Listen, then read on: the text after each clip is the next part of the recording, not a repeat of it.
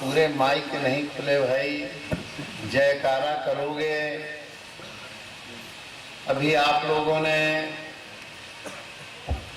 भागवत कथा होती रही ना, हाँ, श्रीमद् भागवत कथा तो कल तक चली कि परसों तक? कल तक चली। ये भागवत कथा जो है, श्रीमद् भागवत कथा, ये महापुरुषों के चरित्रों से भरपूर है। व्यास जी की रचना बताते हैं इसको। क्या गिरा है क्या? अच्छा अच्छा,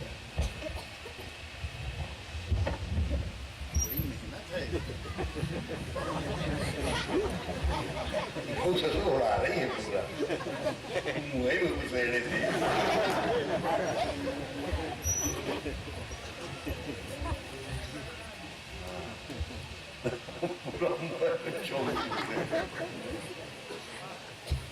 आवाज जा रही है? हो गया पर्याप्त है। काहे को मुंह में घुसेड़े गई खवाई का है माइके का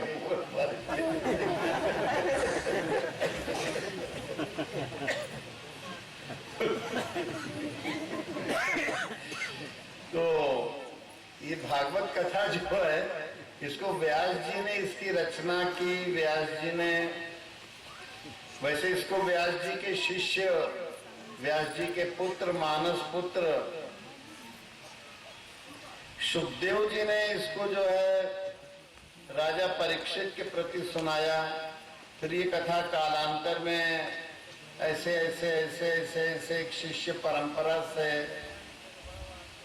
विरक्त शिरोमणि सुखदेव जी, जो परमहंस स्वरूप में थे, दिगंबर रहते थे, जिनके बारे में आप लोगों ने शायद सुना, कथा सुनने में आई होगी कि माँ के पेट में गए तो वो बाहर आने ही नहीं चाहते थे। सोचते थे बाहर आएंगे तो ये दुनियादारी के झमेले में पड़ जाएंगे। मैं फलाने कुल का हूँ, फलाने का लड़का हूँ, ढिकाने का लड़का हूँ, फलाने मेरे ये थे, ढिकाने मेरे ये थे। ये जहाँ आया तो माया घेर लेगी, मन चंचल हो जाएगा, मैं शरीर हो जाऊंगा। तो भाई वो पेट के अंदर थे तो उनको कहाँ से ब्रह्म विद्या मिल गई? अभी बाहर आए नहीं। पूर्व जन्म के ऐसे कैसे वो थे? ऐसा कहते हैं कि आज अमरनाथ आप लोग जाते हैं, अमरनाथ की गुफा, बहुत से लोग, शायद आप लोगों में से कोई गए भी है, गया भी हो, न भी गया हो। एक कथानक चलता है उसके बारे में, बहुत प्राचीन कथानक, कि एक बार शंकर जी से, शंकर माने सद्गुरु का स्वरूप है, और पार्वती माने साधक की जो बुद्धि है उसी का नाम पार्वती है। तो उसने प्रश्न किया कि प्रभु आपके गले में ये मुंड माला है, ये कैसी है? कहने लगे इसके बारे में तो तुम पूछो ही मत। कहने लगे नहीं प्रभु, हे गुरुदेव, आपसे आप ही पूरे जगत के ज्ञान के आचार्य हैं, आपसे नहीं पूछेंगे तो किससे पूछेंगे? कहने लगे तुम्हारे बहुत से जन्म हो गए और हर जन्म में तुम्हारे मुंड में, तुम्हारी खोपड़ी में हमने जो है ब्रह्म विद्या दी, पर वो पूरी नहीं हुई। कहे प्रभु तो अब इस जन्म में दीजिए, परंपरा से ही चला आ रहा है, मैंने शंकर जी के द्वारा वो ब्रह्म विद्या दी जा रही है, और जितने लोगों को ब्रह्म विद्या दी वो परंपरा चलती चली जा रही है, शिष्य परंपरा। कहने लगे पर देखो सोना नहीं। पार्वती जी ने कहा बिल्कुल हम, मैं सोऊंगी नहीं प्रभु, आप मुझे बताइए वो ब्रह्म अमर कथा बताइए जिससे अब मैं दोबारा जन्म न लूं। वो अमर विद्या बताइए, वो ब्रह्म विद्या बताइए। वो शरीर तो किसी का अमर आज तक हुआ नहीं, और न शरीर अमर हुआ है, न होगा, न होने वाला है। अमर है सबकी आत्मा। अगर आपकी बुद्धि शुद्ध हो जाती है तो बुद्धि शुद्धि के साथ बुद्धि में प्रतिबिंबित जो आत्मा है, जिसको जीवात्मा कहते हैं, उसकी मुक्ति हो जाती है। ये खोपड़ी जो है इस बुद्धि को जोड़ दिया जाए आत्मा के बोध में। पूरी भागवत कथा का सारांश ये है कि सब लोग अमर हो, सब लोग आत्मा रूप से अमर हो, पर ये शरीर की झंझट जो है, ये सब लोग अपने को शरीर माने बैठे हो, शरीर के संबंधों से उलझे हुए हो, शरीर का अहंकार सबको जो है ग्रसित किए हुए है, और लोग इसी से भटक जाते हैं। वो कौन सा शुभ मार्ग है जिसके द्वारा हम इस शरीर के मन जो है ये बुद्धि शुद्ध हो जाए, जिस बुद्धि की शुद्धि के लिए सुखदेव जी ने प्रार्थना, सुखदेव जी ने जिस कथा को परीक्षित के प्रति कहा कि मेरी बुद्धि अशुद्ध हो जाने के कारण कलिकाल प्रवेश कर गया, और जिसके कारण मेरे द्वारा ऋषि का अपमान हुआ, और मेरे द्वारा उनको जो है सर्प गले में डाल दिया, जहां मैं हमेशा मालाएं ऋषि मुनियों के चरणों की धूल अपने सिर पर लेता था, और कलिकाल मेरे ऊपर मुकुट रूप में विराजमान हो गया। तो मैंने जहां मुकुट विराजमान होता है, सत्ता का मद विराजमान होता है, तो कलिकाल आ ही जाता है। परीक्षित जैसा धर्मात्मा राजा, उसके ऊपर भी कलिकाल आ गया। ये 7 दिनों में उसको जो है श्राप लग गया, तो 7 दिनों में ही जाएगा, और आज भी लोग 7 ही दिन में जा रहे हैं, 8वें दिन कोई नहीं जा रहा है। सोम मंगल बुध बृहस्पति शुक्र शनिचर रविवार, इन 7 ही दिनों में लोग जाते हैं, और जो कालातीत हो जाता है, जो काल की सीमाओं का उल्लंघन कर जाता है, वो 7 दिनों से परे पहुंच जाता है। बुद्धि शरीर के बंधनों को तोड़ चुकी होती है, और वही कथा जो है परीक्षित जी ने गाई थी, और परीक्षित जी के प्रति सुखदेव जी ने गाई थी, और सुखदेव जी को कहां से मिली वही आपसे हम बता रहे हैं। ऐसी एक गुरु शिष्य परंपरा है। तो पार्वती जी से शंकर जी बोले कि हम तुम्हें कथा तो सुनाएंगे, पर तुम्हारी निद्रा तुम्हें नहीं आना चाहिए, मोह नहीं आना चाहिए, कथा के प्रति दृढ़ अनुराग होना चाहिए। अमर करने की विद्या तो हमारे पास है। गुरु महाराज अगर हैं तो उनके पास अमरता की विद्या होती है। आत्मा अमर है, और आत्मा ब्रह्मनिष्ठ होना, अपने गुरु चरणों में अनुरक्त होना, गुरु द्वार से उस परब्रह्म परमात्मा के भवन में प्रवेश कर जाना, यही भागवत कथा का सारांश है। जब तक गुरु चरणों में तीव्र अनुराग नहीं होगा, सदगुरु मतलब जो अपने आत्मा के स्वरूप में प्रविष्ट हो चुके हो, जो आत्मा स्वरूप में स्थित हो चुके हो, वो परमहंस स्वरूप में होते हैं।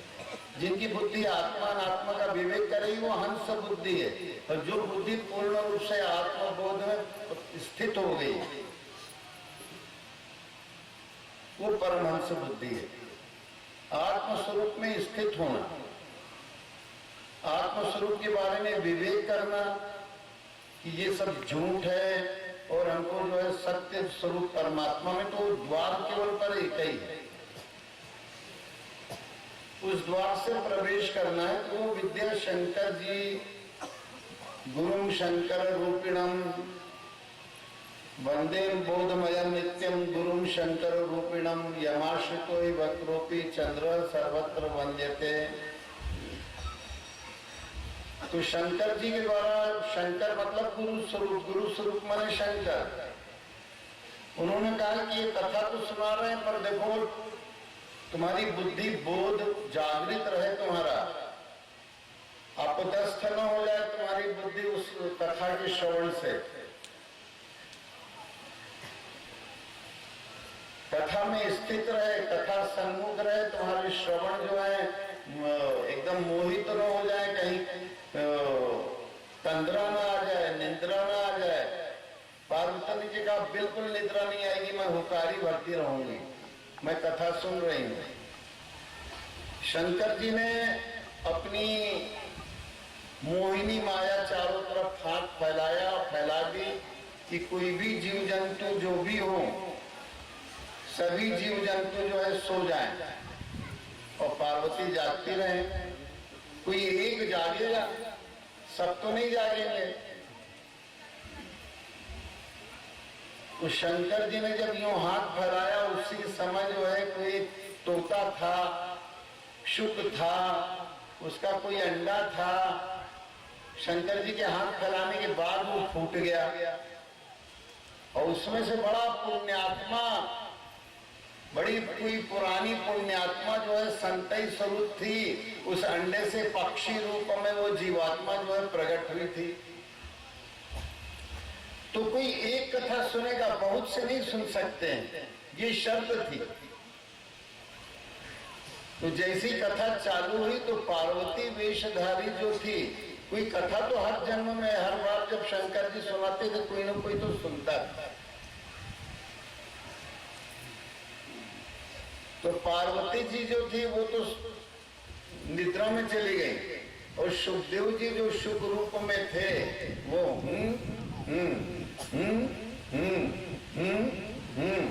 अमर होने वाली विद्या सुनते रहे। और वो इतनी पुण्यात्मा थी कि वो बड़ी तन्मय होकर वो जीवात्मा शुभ स्वरूप में, तोता स्वरूप में उस श्रवण में लगी थी और मनन उसका निरंतर हाँ। शंकर जी कहें कि ओ ये हमारी अमर कथा तो इसने पार्वती अब की लगता है पूरी ही सुन रही है। और जब पूरी कथा हो गई तो शंकर जी ने नेत्र खोले, पार्वती तो सो रही है और उनकी अमर करने वाली विद्या उस टाइम पार्वती सो रही है तो हूं हाँ कौन कर रहा था, क्योंकि सुनेगा कथा कोई एक ही। जैसे अभी भी भागवत कथा हुई तो कोई एक हाथ सुनता रहा होगा, बाकी सोते रहे होंगे, क्योंकि भाई पार तो एक ही को होना है, सब लोग श्रोता बहुत से होंगे, क्योंकि बड़ी कठिन परीक्षा है। जब सुखदेव जी ने पूरी कथा सुन ली और शुक स्वरूप में, तो शंकर जी बोले कि वो ये लगता है पूरी कथा सुन लिया, पक्का है कि कच्चा? तो उन्होंने फेंका त्रिशूल, क्या अगर शरीर बुद्धि होगी तो ये जो है देखें, त्रिशूल फेंका तो वो शुद्धा भागा जो कथा सुना था। शंकर जी ने त्रिशूल फेंका कि हमारी अमर कथा इसने ढंग से सुनी कि कच्चा है कि पक्का। तो व्यास जी की स्त्री जो थी उसके कोई पुत्र नहीं था, व्यासानी को, तो उसको एक व्यास जी ने कहा था कि तुम जो है सूर्योदय के समय मुंह खोल करके और कुछ देर यूं हाथ करके और कोई मंत्र बताए, उस मंत्र का आवाहन। तो सुखदेव जी शुभ स्वरूप जो है ऐसा कहते हैं कि अमर विद्या मिल गई थी तो स्थूल शरीर तो कहीं छोड़ा और सूक्ष्म शरीर से वो व्यास जी की पत्नी के अंदर मुंह द्वार प्रवेश कर गए और प्रवेश करके और सूक्ष्म रूप में उनके जो है गर्भ में स्थित हो गए। वो अमर हो चुके थे। वो योग दर्शन में ऐसे लोगों के लिए आता है कि उनका जन्म लेना भव प्रत्यय, जो उनको केवल जन्म लेना ही उनका कारण है, वो पूर्ण विद्या ग्रहण कर चुके हैं और वो प्रकृति लया नाम विदेहा नाम, जो विदेह और प्रकृति लय अवस्था को पूर्व जन्म में ही प्राप्त हो गए थे। केवल उनका इस जन्म में जन्म लेना ही मात्र एक निमित्त था। तो ऐसी सुखदेव जी को पूर्व जन्म में शंकर जी के द्वारा पूरी अमर विद्या, ब्रह्म विद्या, आत्म विद्या, अमर होने की विद्या तो मिल गई। अब शंकर जी का त्रिशूल जो है वो जब व्यास जी की पत्नी के अंदर वो प्रवेश कर गए तो वहां त्रिशूल उनकी परिक्रमा लगाया, कहे भाई इनके ऊपर तो हम चल नहीं सकते। वो त्रिशूल वापस हो गया। त्रिशूल वापस होने के बाद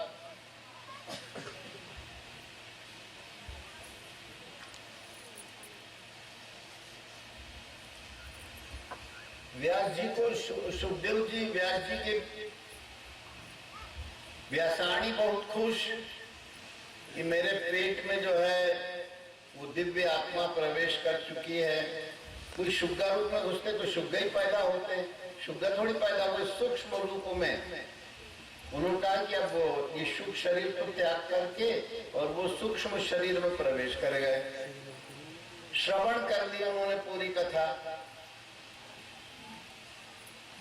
उसका मनन भी करते गए, अमर विद्या का मनन किया। और मनन करते करते पूरी भागवत में आता है कि उस ब्रह्म बीज ओम का जो है जाप, हम अभी आपको बताएंगे आगे, उसका श्वास श्वास में चिंतन करते रहे, अपने मनन क्रिया में मनन करते रहे और अंदर जो है वो पकाते रहे पकाते रहे पकाते रहे। उस अमर विद्या को उन्होंने पका डाला। 1 साल हो गया, 2 साल हो गया, 12 साल हो गया और सुखदेव जी जो है निकलने का नाम न ले। सोचे बाहर आऊंगा तो आते ही जो है मेरे ऊपर जो है मैं रोऊंगा, रोने का नाटक करना पड़ेगा। जब मेरे अंदर कोई रुलाई नहीं है, फिर मैं दूध पीऊंगा, ये करूंगा, मैं अंदर ही अंदर मैंने जो है वो शरीर को अपनी ऐसी योग साधना के द्वारा उन्होंने साध लिया कि वो अपने जो है 9 मास के गर्भस्थ शिशु ही बने रहे, अपनी जो है उसी अवस्था में बने रहे। 8-9 मास से ज्यादा का उनका शरीर बढ़ ही नहीं पाया। सब लोग उनसे ये व्यासानी बोली कि कैसा पुत्र है गर्भ में। सब लोग कहे भाई पुत्र तो है तुम्हारे। व्यास जी ने सब लीला देख ली अपनी दिव्य चक्षु से, दिव्य नेत्र से, बोले कि पुत्र तो बड़ा ब्रह्मनिष्ठ है और साक्षात शंकर जी के द्वारा उसने आत्मविद्या ग्रहण कर ली है, पर वो बाहर नहीं आना चाहता, वो अंदर ध्यान चिंतन में लगा हुआ है। उसकी वृत्ति पूर्ण ब्रह्ममय है। वो जैसी जन्म लेगा तो उससे बोले व्यास जी कि भाई हे पुत्र तू बाहर आ जा। कहे न मेरा, मैं किसी का पुत्र हूं, न कोई मेरा पिता है, मैं शुद्ध आत्मा स्वरूप हूं और तुम मोह माया का चक्कर डालोगे इसीलिए मैं बाहर नहीं आता हूं। कहने लगे हाँ बेटा हम तुम्हें एक सुन तो लो। कहे बेटा और बाप वाली बात तो खत्म करो, नहीं तो हम बाहर नहीं आएंगे। यार ये तो कहें अच्छा बाबा जी आप बाहर आइए, हे मुनिवर आप बाहर आइए। क्या मैं बाहर आऊंगा तो प्रसव कष्ट होगा। बाहर आते में सुनते जन्मत मरत दुसह दुख होई। जन्मते में भी दुख होता है, माता को भी होता है, पुत्र को भी होता है। सब लोग पैदा हुए तो रोते रोते पैदा हुए कि हंसते हुए? हाँ? रोते हुए। तो सुखन रोते हो कि दुखन रोते हो? दुखन रोते हो ना। क्यों भरत सिंह? कि सुखन रोत है वो, दुखन रोत है, दुख में है ना, कष्ट पाता है। तो व्यास जी ने कहा कि हम एक ऐसी विद्या आपको बताएंगे, इस योग क्रिया को आप कर लेंगे तो आप जो है जन्म भी हो जाएगा और आपको कोई कष्ट नहीं होगा। कहीं अच्छा, कहीं कितने जल्दी पैदा हो जाएंगे। कहीं सुई की नोक पर सरसों का दाना रख दो और जितनी देर वो रुकता है उतनी देर में आप बाहर आ जाएंगे। हम ऐसा मंत्र, आप भी युक्ति करिए और हम भी मंत्र कुछ अपनी योग कला करेंगे। और जो जितनी जल्दी बाहर आ जाता है उसको प्रसव कष्ट या जन्मत मरत दूसरा दुख नहीं। आप बिल्कुल कोई सिजेरियन ऑपरेशन नहीं, किसी तरह का कोई स्वाभाविक प्रसव कष्ट नहीं, आप बहुत सहज रूप में आ जाएंगे। सरसों का दाना जितनी देर सुई की नोक पर रखे नहीं कि गिर जाएगा कि रुकेगा? रुक जाएगा। हाँ, सुई में ठूस न दियो तो जैसे ही रखा तो गिर जाएगा। तो कहीं इतना ही समय लगेगा आपको ये मुनिवर। तो उन्होंने कहा कि ठीक है, तो मान गए। वो कहने लगे जन्मते में कष्ट होगा तो फिर जन्मत मरत दूसरा दुख हुई। उन्होंने सुन रखा था कि जन्म भी दुख है और शरीर छोड़ना भी दुख है। और कहें हम तो अब आत्म स्वरूप में स्थित है, तो गुफा मिल गई है व्यापकता की। व्यास मने संक्षेप मने ऐसा होता है समास वृत्ति, और व्यास वृत्ति मने खूब विस्तार पूर्वक। तो जो आत्मा के बोध की व्यापक वृत्ति है उसी का नाम व्यास वृत्ति है। वो व्यवहारिकता में, जगत की व्यवहारिकता में आना नहीं चाहते थे। उन्होंने व्यापकता की वृत्ति, ब्रह्म वृत्ति का बोध कर लिया था और वो आना ही नहीं चाहते थे। तो जैसे ही उन्होंने योग क्रिया उन्होंने साधी और व्यास जी ने भी योग क्रिया का आह्वान किया, तो सुखदेव जी बाहर आ गए। सुखदेव नाम इसी से पड़ा, सुख कहते हैं सुज्ञ को, और कथा सुख रूप में सुनी थी और फिर वो मुनि रूप में, मनुष्य रूप में प्रकट हो गए। और प्रकट होते ही उन्होंने कहा यार यहाँ पर कोई माता बनेगा, पिता बनेगा। तो अब भगदड़ दिए जैसी पैदा हुए, तो जैसे भैंस का बच्चा पैदा होते ही बड़ी जल्दी बढ़ जाता है, ऐसी सुखदेव जी बड़ी तेज गति से 12 साल के लड़के हो गए, बड़ी तेज गति से। और होते ही दिए भगदड़, चल दिए। व्यास जी कहे बेटा बेटा बेटा, और सुखदेव जी कह रहे कौन बेटा और कौन बाप, कौन किसका योगी, किसका मीत, कलंदर किसका साथी। हम तो आत्मा स्वरूप हैं, हमारे स्वरूप में न कोई कुछ है, कोई शरीर के संबंध यहाँ लगते नहीं। ये तो हमने पहले ही शर्त रखी थी, अब ये बेटा बेटा का मुंह कहां से लगाया। तो व्यास जी पीछे पीछे और सुखदेव आगे आगे। तो सुखदेव जी देखे यार ये बुढ़ा तो बहुत पेरे है भाई। तो सुखदेव जी जो है रास्ते में कहीं एक उखला पेड़ पा गए, तो उसके अंदर प्रवेश कर गए। फिर वो कथा काफी आगे की है। मैंने सुखदेव जी का प्रसंग है कि उन्होंने, जिसने भी इस अमर कथा को सुन लिया, पर कोई सुन नहीं पाता, असल व्यवहारिकताएं ज्यादा हो जाती हैं, कान जो है कहीं और होते हैं, मन कहीं और होता है। तो उसका मनन करते करते करते अंदर का भ्रम निवारण हो जाए, और जिसका भ्रम निवारण हो जाए वो अपने आत्म स्वरूप में स्थित हो जाए। तो जब भी कोई पेट में होता है, गर्भस्थ शिशु होता है, तो पता है आपको उसका भोजन पानी कहां से मिलता है उसको?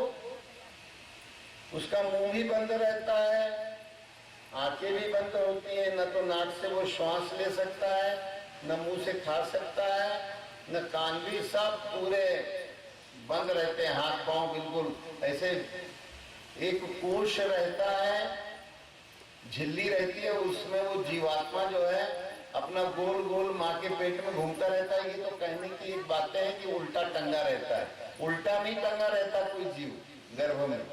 ये तो एक सुनाने का व्यास लोगों का ढंग है। डॉक्टरी मत में जो भी अभी जानकारियां हैं, उसमें गर्भस्थ शिशु अब जब छोटा होता है तो गर्भनाल छोटी होती है, और जितना गर्भनाल बढ़ती जाती है, गर्भनाल से गर्भकोश का संबंध होता है, प्लेसेंटा का। तो गर्भस्थ शिशु का विकास, माँ जो खाती पीती है, तो जो भी और बहुत से हार्मोन्स मिलके और माँ के खाए पिए चीजों को, और गर्भनाल शिशु की जो बच्चा होता है उससे जुड़ा होता है।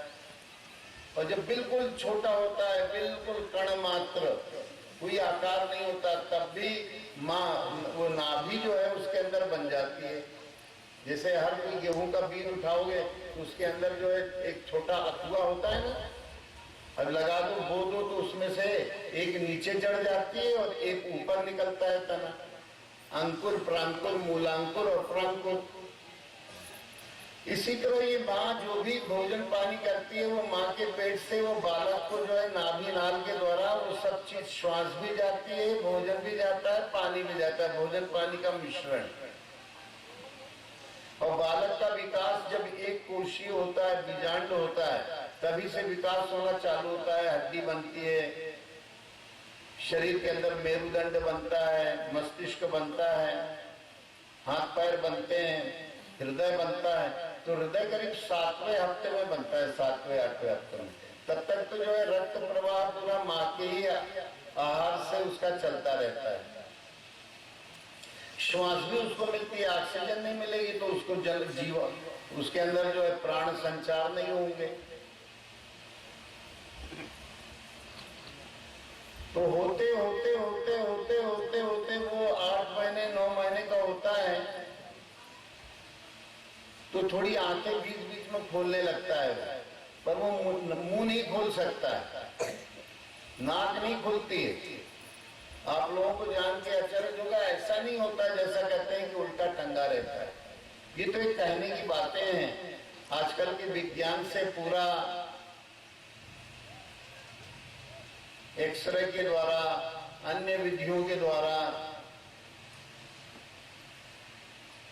देख लिया जाता है कि क्या बालक की स्थिति है, उसके अंग प्रत्यंग सही काम कर रहे हैं कि नहीं, उसका हृदय सही काम कर रहा है कि नहीं। तीसरे महीने के बाद ये सब जांच पड़ताल करके लोग देखते रहते हैं, डॉक्टर लोग। तो कोई बालक पूरा पेट में घूमता रहता है, उसका कोष जो है, ऐसा नहीं है कि उल्टा टंगा रहता है, सिर नीचे पैर ऊपर घूमता रहता है उसका। तो जितनी लंबी, जब 9 महीने का होता है तो गर्भनाल और बड़ी हो जाती है।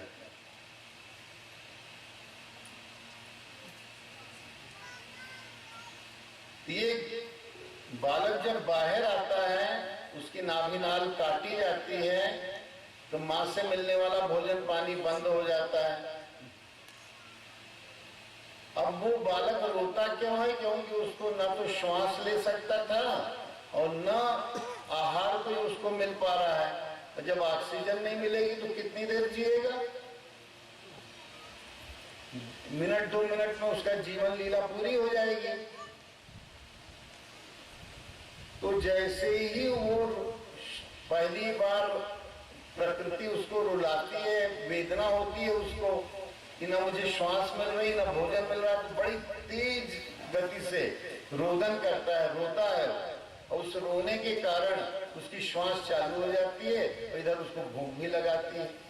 श्वास चालू हुई तो हृदय जो है, अभी तक माँ के नाभि से जो भोजन पानी जाता था उससे रक्त प्रवाह होता था। अब उसका रक्त प्रवाह कहाँ से होता है? श्वास के द्वारा। बगैर पहली बार फेफड़े ढंग से काम करते हैं और फेफड़ों के कारण जो है श्वास चलती है तो हृदय पंपिंग स्टेशन ढंग से चालू हो जाता है। समानांतर व्यवस्था रहती है। जब माँ के पेट में था तो नाक से श्वास नहीं थी, मुंह से भोजन नहीं था, सब काम कहाँ से था? नाभि से। नाभि बड़ी महत्वपूर्ण है।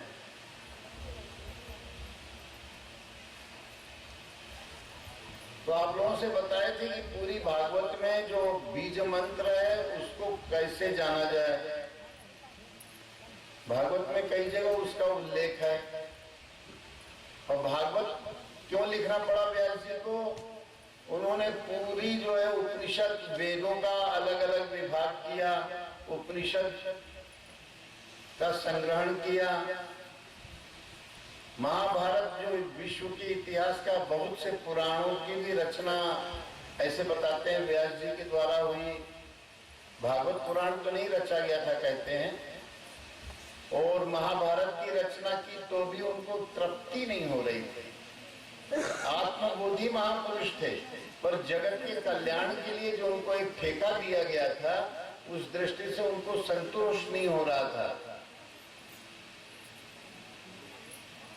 तो नारद जी बोले कि व्यास जी आप लगता है संतुष्ट नहीं। क्या? मैं बिल्कुल संतुष्ट नहीं हूं, लोगों तक अपना संदेश नहीं पहुंचा पा रहा हूं। अरे भाई, जो जानने का इच्छुक होगा वहीं तक ना संदेश जाएगा।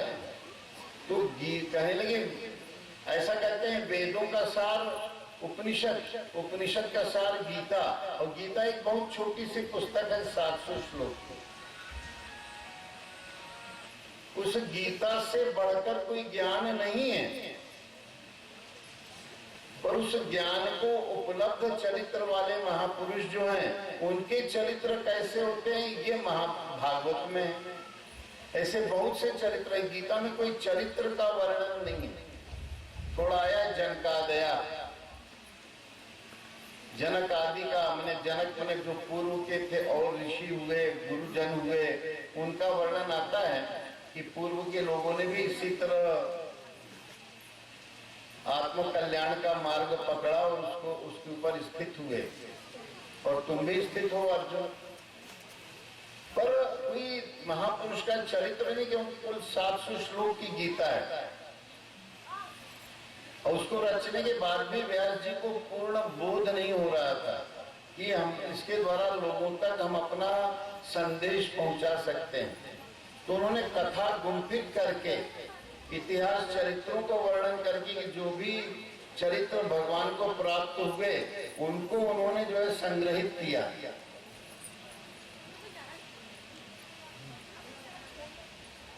इसलिए भागवत को जो है गीता से आगे का चरित्र कह देते हैं। है तो बहुत बड़ा, ये 18,000 श्लोक का, और उसमें कुल 700 श्लोक हैं, पर लोगों को प्रेरणा मिलती है अगर सही रूप में लोगों के जीवन चरित्र, महापुरुषों के जीवन चरित्रों को जब सुनते हैं कि उनके ऊपर कैसे कैसे कष्ट आए। जब हमारे ऊपर जो कष्ट आया वो तो बहुत छोटा था, उन लोगों के ऊपर हमसे भी बड़े बड़े कष्ट आए। तो जब वो कष्टों के चरित्र सुनते हैं तो लोगों को जीवन में प्रेरणा मिलती है। महापुरुषों के स्वरूप को सुनकर के, महापुरुषों के चरित्रों को सुन के लोगों को जीवन में प्रेरणा मिलती है। उन प्रेरणादायी चरित्रों का नाम भागवत है, श्रीमद् भागवत। अब ये कहेंगे कि उन्होंने आगे कौन सा वो जो है साधना पद्धति दी।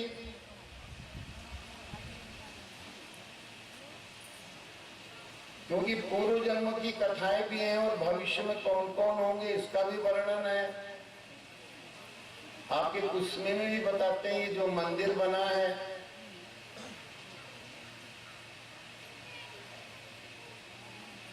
ये मंदिर और तालाब, तालाब भी पास में है ना, इधर तालाब इधर। अच्छा, इसको जो बनाने वाले थे, बनवाने वाले थे, तो चौहान वकील साहब जो अपने हैं उनके द्वारा हमको सुनने को मिला था कि जिनके काल में ये निर्माण हुआ था उनका जब शरीर छूटा तो ग्वालियर के राजा जीवाजीराव सिंधिया के रूप में वो उत्पन्न हो गए। हम लोगों ने भी सुना हो, कुछ लोगों ने कुछ सुना। तो जब जीवाजीराव सिंधिया के रूप में प्रकट हुए, जन्म लिया, तो वहां पर बालापन से वो कहा करते थे कि मैं भाई इधर का नहीं हूं, मैं उधर का हूँ, सागर जिले की, सागर की चर्चा करें, देवरी से कुसमी है, मैं कुसमी का हूँ, मेरा वहां पर बनाया हुआ तालाब है। जबकि ग्वालियर राजा के तो बड़े बड़े महल थे, बहुत बड़ी स्टेट, तो उनको याद आता था कि मैंने उधर एक मंदिर बनवाया था और एक तालाब है, ऐसे ही है। जबकि ग्वालियर राजा के बनाए हुए तो बड़े बड़े तालाब। तो उन्होंने कहा कि बालक बताता क्या है, छुटपन में बताते थे। तो ग्वालियर राजा के कर्मचारी यहाँ पर जांच पड़ताल करने उनके आए। जांच पड़ताल करके उन्होंने देखा कि यहाँ एक कुसमी ऐसा गांव है। तो चौहान वकील बताते थे जिन लोगों ने देखा था वो लोग जो है गांव में उस समय थे, जिन लोगों ने प्रत्यक्ष में देखा था कुसमी गांव के लोग, जिनके समय में ये आए थे ग्वालियर राजा के व्यक्ति जांच पड़ताल करने। तो अब ये आपकी कुसमी में ये घटना स्वयं हो चुकी है कि यहाँ के जो भी कौन लंबरदार कहलाते थे कि लंबरदार, अच्छा, तो लंबरदार परिवार से जिन्होंने किया था। ये आत्मा अमर है और बुद्धि जो है जैसा विचार रखती है, जैसा चिंतन होता है, तो उसका अगला जन्म यह अंतमति सदागति। हो सकता है कि अंत काल में उनका कहीं ग्वालियर की पूर्णा फूट गई हो किसी कारण से, तो ग्वालियर पहुंच गए। चिंतन तो है अंतिम समय का, अंतमति और सदागति। अंत काल में इसीलिए कहते हैं कि नाम जप करते रहो, नाम जप करते रहोगे तो मुक्ति को प्राप्त होगे, और नहीं तो जो है कोई ना कोई योनि मिलेगी, जैसा चिंतन करोगे वैसी गति को प्राप्त होगे। प्रत्यक्ष उदाहरण आपके यहाँ का है, तो कोई उनके चित्त में शरीर छोड़ते समय कोई ग्वालियर की कोई घटना, ग्वालियर राजा के बारे में कोई पूर्णा हो गई हो, मिलती जुलती हो गई हो, तो यहाँ से सीधे वो पक्षी उड़ा, जीवात्मा उड़ी और ग्वालियर में उनकी योग्य जो है गर्भ तैयार था, यहाँ शरीर छूटा, वहां पर उन्होंने जन्म ले लिया। सब बन चुका होता है, तीसरे महीने में जीवात्मा जो है प्रवेश कर जाती है।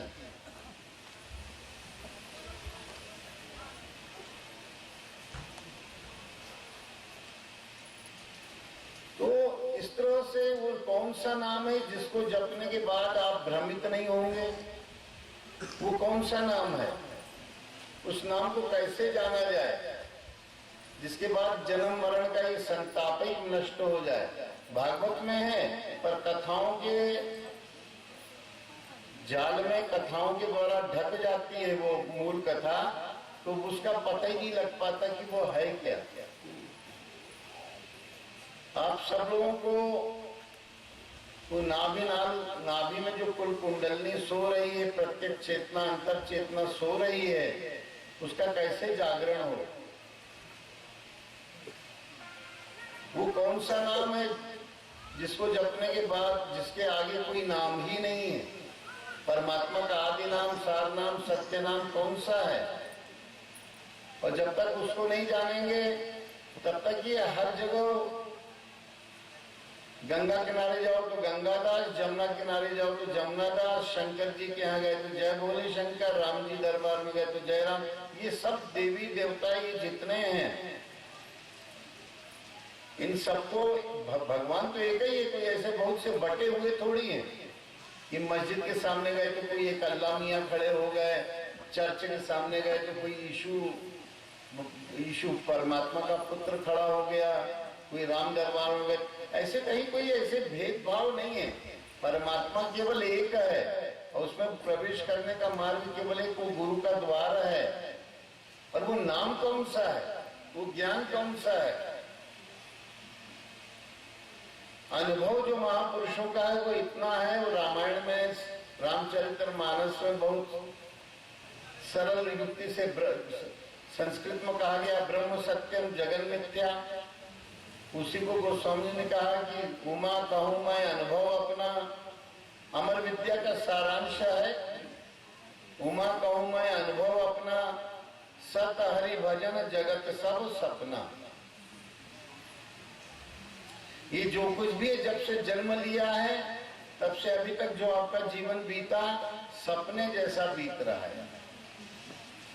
आप कल्पना करिए कि, विचार करिए कि आप अभी इस स्थिति में हैं, जब आप सुबह जागे थे तब से लेके अभी तक का समय कैसे बीता।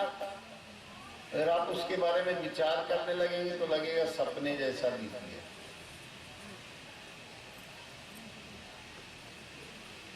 कल का दिन कैसे बीता, सपने जैसा बीत गया। नहीं तो कहीं सपना कैसे होता है, हमें तो सब कुछ दिखाई सुनाई देता है। अरे ये भी एक सपना है। जही जागे जग जाई हिराई, और जागे जथा स्वपन भ्रम जाई। जब वास्तविक अपने आत्मा के बोध के प्रति जागते हो, ये जो इंद्रियों के व्यवहार वाला जगत है, जो भी ये जागने की स्थिति कहलाती है, ये भी सपने जैसी लगती है। कोई कल्पना नहीं है, ये यथार्थ है। जैसे सपना लगता है बीता हुआ समय, ऐसे जो समय अभी देख रहे हो, सुन रहे हो, स्पर्श अनुभव कर रहे हो, ये सब सपना लगता है, केवल आत्मा का अनुभव अपना लगता है। उसी रास्ते पर आपको भी ले चल रहे हैं। चाहे आप थोड़ी देर के लिए अनुभव कर सको, जैसे अभी भी आप लोग अनुभव कर रहे हो कि मन एकदम शांत शांत है, और वो हमेशा कैसे शांत रहे, आप लोगों को कैसे वो अनुभूति हो कि वो अनुभूति बनी रहे आप लोगों के अंदर। वो कैसे आप लोगों को कसौटी मिले कि वो नाम कौन सा है जिस नाम को पकड़ने के बाद फिर कोई दूसरा नाम लेने की जरूरत नहीं है, और वही नाम पूरे वेद, उपनिषद, गीता, भागवत का सारांश है, सभी ग्रंथों का सारांश है। वो कसौटी आपको मिल जाए तो देखिए, सब लोगों को करना क्या है, सीधे बैठ जाओ, सीधे बैठ, अपनी जीभ, दांतों के ऊपर दांत लगा लो, अपनी जीभ को नीचे वाले दांत के जड़ में लगा लो, जीभ को नीचे वाले दांत की जड़ में लगा लो। अब देखो तुम्हारे, अब दांत खोल लो, तुम्हारे मुंह से कोई शब्द निकल रहा है क्या? राम निकल रहा है क्या? नहीं निकलेगा। श्याम निकल रहा है क्या? नहीं निकलेगा। अल्लाह निकल रहा है क्या? नहीं निकलेगा। कोई नाम नहीं निकलेगा, केवल एक नाम निकलेगा, वो है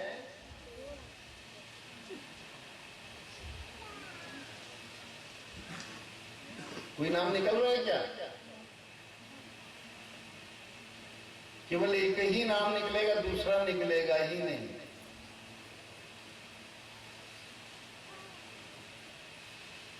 इसको गीता में कहा गया है, ओम इति एकाक्षरम ब्रह्म व्यवहारन माम अनुस्मर। भगवान कृष्ण अर्जुन से कहते हैं कि अगर तुम मेरा स्मरण करना चाहते हो तो एक अक्षर ओम का करो। तो आप लोग देखिए, सब लोग जीभ लगाए रहिएगा और हम भी कहेंगे, आप लोग गहरी श्वास लेके उस नाम को साथ साथ दोहराते जाएंगे। ओ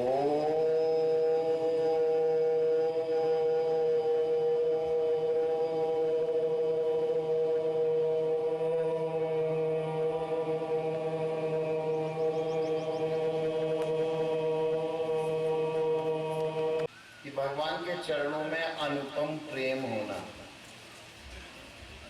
गुरु चरणों में अनुपम प्रेम होना,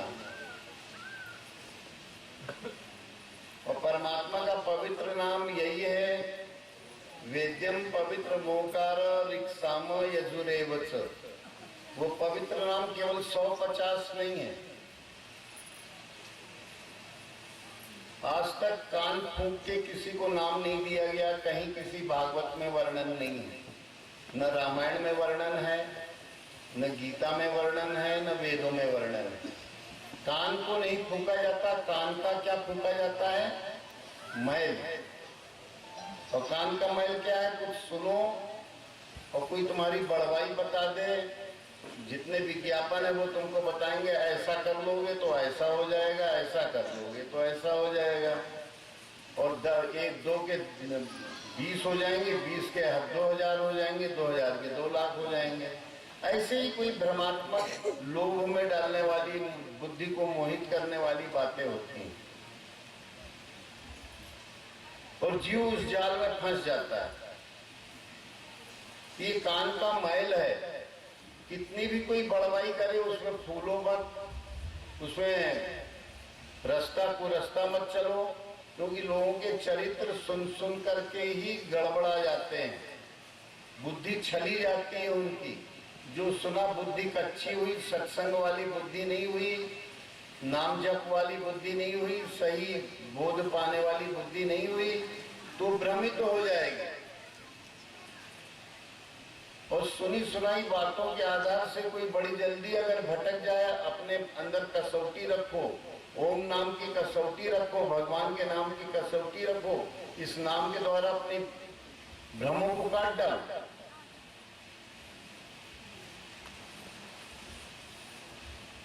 और जिसके अंदर ये नाम जब चलता रहेगा, चलते फिरते, और ये नहीं है कि केवल नहा धो लोगे तभी हो, सोते सोते करो, जीभ को गाड़ दो। देखो एक सबको सरल चीज बता रहे हैं कि अपनी जीभ दांतों के ऊपर दांत लगा लो कस के, और जीभ को गाड़ दो नीचे, और देखो तुम्हारा मन कहीं जा रहा है, या आंखें बंद कर लो, सीधे बैठ जाओ, कोई नाम मत जपो, केवल दांतों के ऊपर दांत लगा दो कस के, नहीं तो मन भटकता रहता है। लोग कहते हैं मन बड़ा चंचल है। मन को निश्चल समझो। कैसे समझोगे? और जीभ को नीचे दांत की जड़ में, नीचे वाले दांत की जड़ में नीचे, बिल्कुल नीचे ले जाओ और दृढ़ता पूर्वक गाड़ दो। आंखें बंद कर लो और बैठ जाओ। तो बैठे ही हो, देखो कहीं बन जाता है क्या? मन बिल्कुल शांत हो जाएगा तुम्हारा। कोई नाम मत जपो, कोई ध्यान मत करो।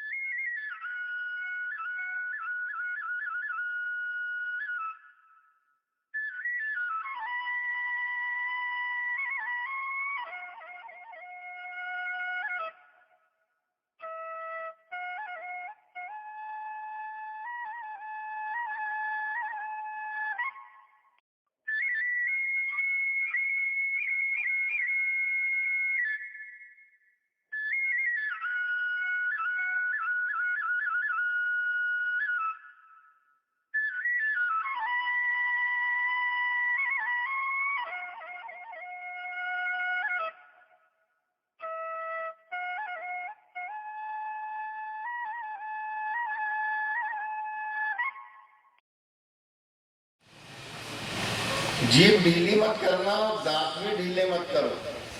जो पढ़ने वाले विद्यार्थी हैं उनको कोई चीज याद नहीं होती। इस तरह जीभ को एकदम, मन को विश्राम कर दो 5 मिनट 10 मिनट। घर के अंदर झगड़े होते हैं तो जीभ लड़ाओगे तो झगड़े और बढ़ते जाएंगे। अपनी जीभ को गाड़ के चुपचाप बैठ जाओ तो सामने वाला जो झगड़ा कर रहा है वो भी थोड़ी देर में शांत हो जाएगा। प्रयोग करके देखो। अपने इस प्रयोग को बढ़ाते जाओ। 10 मिनट से 20 मिनट, 20 मिनट से 60 मिनट, 3 घंटा ले आओगे तो तुम्हारे पास सिद्धि मिल जाएगी। जिस सिद्धि से तुम तो शांत रहोगे ही रहोगे और जो भी तुम्हारे संपर्क में आएगा उसको भी शांति मिलेगी।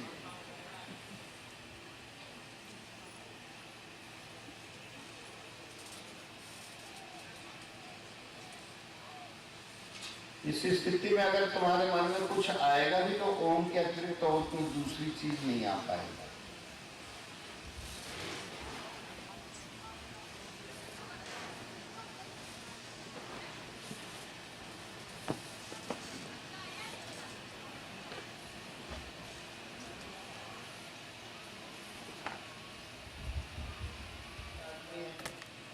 और ये बड़ा दुष्ट है कि हमारे लिए हमेशा कुछ न कुछ निंदा करत रहता है, हमारी कटाई करत है। अरे भाई, शरीर को देख के कटाई करता है। शरीर तो जो है मिला है और छूटेगा। अमर कथा तुम लोगों ने सुनी। तो ये अमर कथा, भागवत कथा में यह है कि बड़े बड़े धनी आए, बड़े बड़े विद्वान आए, बड़े बड़े राजा महाराजा आए और चले गए। कुछ वर्तमान में ये भी जाएंगे। शासन करने वाले, बुद्धि के द्वारा चलाने वाले, अपने बल का आश्रय लेने वाले, धन का आश्रय, बल का आश्रय, बुद्धि का आश्रय। भागवत में भविष्य के भी राजाओं का वर्णन किया गया है कि कुछ मौनी राजा होंगे।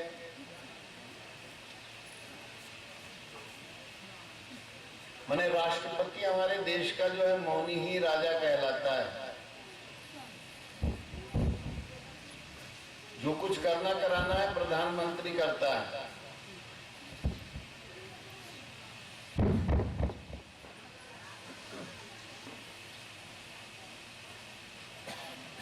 इस ओम का जाप जो है नियमित रूप से, ये कान का मैल फूक जाए। क्या फूक जाए?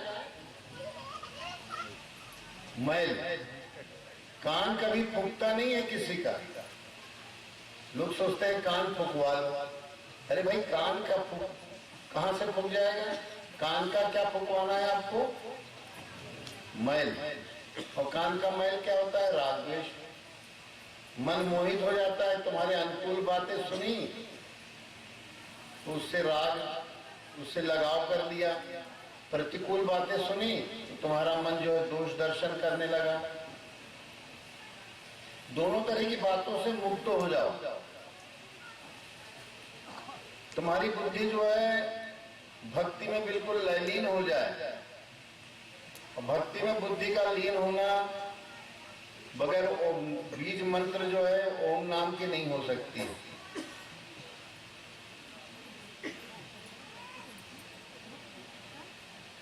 ये कुसमी गांव है जो कू को सम कर सकती है, कानों के मैल को जो है सम कर सकती है। और हमको इस कुसमी गांव और आसपास के जो गांव हैं उस सब में के अंदर कुसमी का प्रभाव होगा। कुसमी मतलब जो कू है, जो गड़बड़ है, जो हमारे विरोध में कली विरोध जानिए चौरा और तामस अधिक रजोगुण थोड़ा। कलिकाल में क्या होता है? अज्ञान होता है, उसी को तामस कहते हैं। इसके कारण हमेशा व्यक्ति जो है जीवात्माएं जो है दूसरे को विरोध भाव से देखती हैं। फलाना खराब, ठिकाना खराब, सब हमारी कटाई करते हैं, हमारे सब विपरीत लगे हुए हैं। उसकी बुद्धि इतनी भ्रमित रहती है कि उसको लगता है कि सब हमारी कटाई करने में लगे हैं। जैसे बहरा आदमी हो तो उसको लगेगा कि सब हमारे खिलाफ आए लगे हुए। वो बात कर रहे हैं दूसरी, तो बहरा आदमी सोचेगा ये सब हमारी कटाई करने में लगे लगे। तो इसी तरह जब लड़ाई होती है सर्पों की घरों में बाहर किसी की भी, ये जीव जो है लपर लप दो मुही हो जाती है राग द्वेष वाली। एक का पक्ष लेती है और दूसरे से द्रोह करती है। ये दो मुहता है। सांप की जीभ जो होती है कैसी होती है? दो मुही होती है ना।